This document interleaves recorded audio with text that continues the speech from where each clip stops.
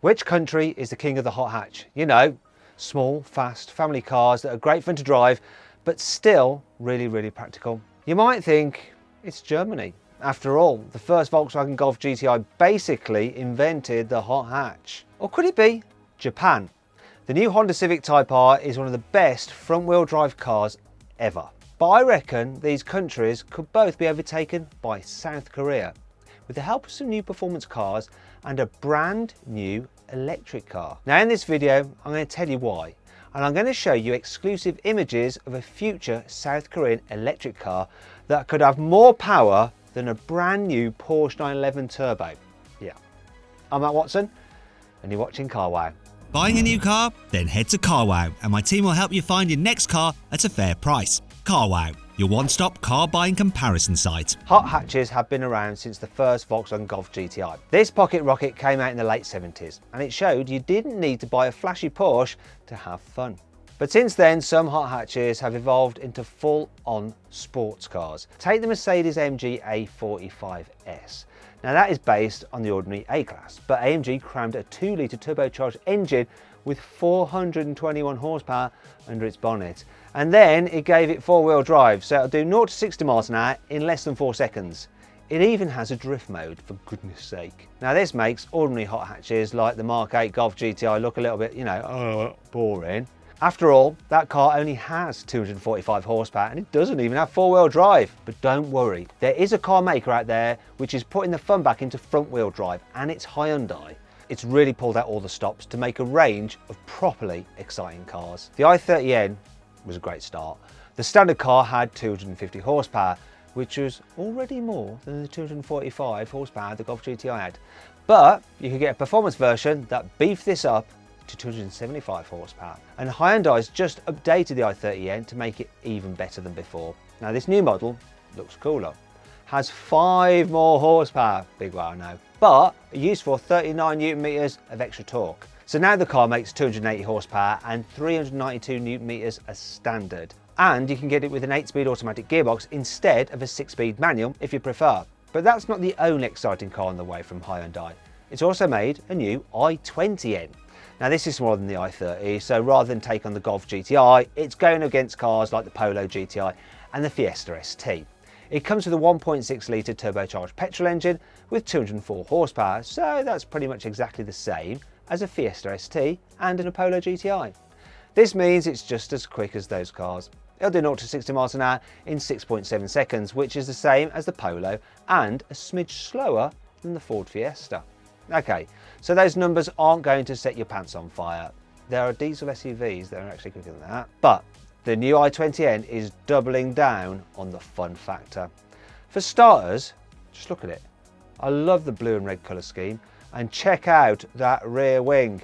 It makes a Polo GTI look like an airport hire car. It also comes with a limited slip differential at the front, as standard, which normally costs extra on some hot hatches, or you can't even get one at all. But my favourite thing about it is the new grin control system. No, that's not grip control. Grin, like, your face, grinning. Basically, this is what Hyundai is calling the i20N's driving modes, including the N Custom mode that lets you tweak all of the settings independently, so you have the car exactly as you want it. It just goes to show that Hyundai genuinely cares about making its cars fun to drive. And it's going to make fast versions of its other cars too, not just small hatchbacks and super minis.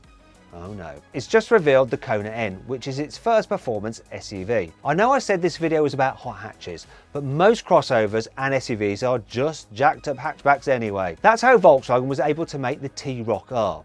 The T-Roc is basically a Golf underneath, so all the parts from the Golf R bolted right onto it. Although Volkswagen's launched a brand new Golf R since the T-Roc R came out. If you want to see how that compares to the old model, I'm going to stick a link just popping out top right hand corner up there, and you can see me drag race a Mark 7 Golf R against the new Mark 8 version. Anyway, back to Hyundai. The new Kona N comes with a similar 2-litre turbocharged engine as the i30N has, but it has more power thanks to a boost mode. This is called the N Grin Shift mode. No, I'm not making this up. And it gives you 290 horsepower to play with. With N Grin Shift turned on and launch control enabled, the Kona N does 0 to 60 miles an hour in around 5.5 seconds. Okay, so that's a bit slower than a T-Roc R, which does 0 to 60 in less than 5 seconds, but there's a very good reason for that.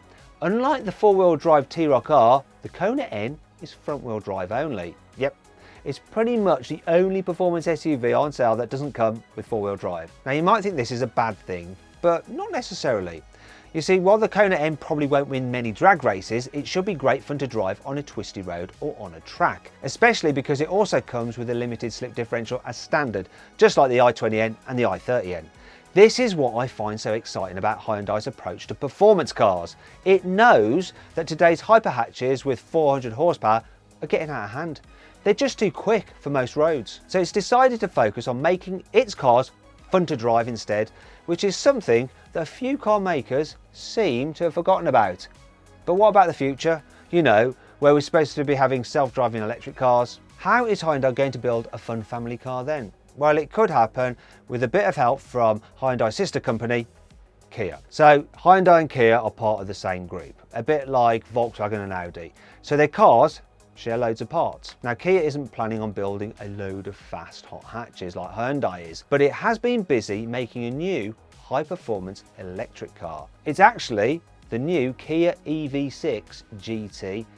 So this is a mega quick version of the standard EV6 that comes with 2 electric motors, making a bonkers 585 horsepower. Yeah, that's right. Kia has actually made a car with more power than you get in a brand new Porsche 911 Turbo. And this means it's seriously quick. The new Ev6 Gt will do 0 to 60 miles an hour in 3.5 seconds. That's only a few tenths slower than a Tesla Model 3 performance. If you want to see just how quick a Tesla Model 3 performance is, click on the pop-out banner up there to watch me drag race one against an Audi RS6. Anyhow, knowing Kia, the Ev6 Gt will probably still be quite a sensible car. And this is where Hyundai could step in. It's also just built a new electric car which is based on the same chassis as the Kia Ev6. It's called the Ioniq 5 and yeah, it looks absolutely brilliant. In fact, it looks really futuristic, but in a cool retro-y way, so it's completely different to every other Hyundai on sale. At the moment, the quickest Ioniq 5 gets a 306 horsepower dual motor setup and it'll do 0 to 60 miles an hour in 5.2 seconds. That's already a few tenths quicker than a Honda Civic Type R. But you know what would be even better? An N version of this particular car. It could even look something like this. Now Hyundai could lower the car, give it some new alloy wheels, add a body kit and paint the whole thing blue and red.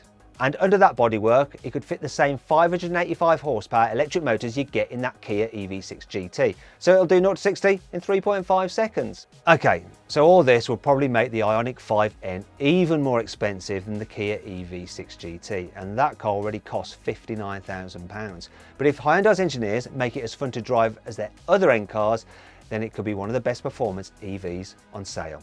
But what do you think? Do you love the idea of an Ioniq 5N, or do you think a sporty electric crossover is just a terrible idea? This is the point of the video where I tell you about how you can buy a new car through carwow. Do you know what though? I'm not going to. Because I want to tell you about a new service we're offering.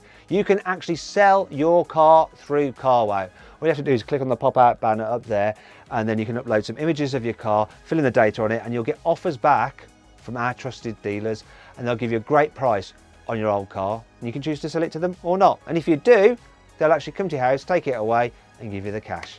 Simple. If you'd like to do that after the video, just simply Google Help Me Carwow and you can find your way to sell your car through us via that page. Thanks for watching.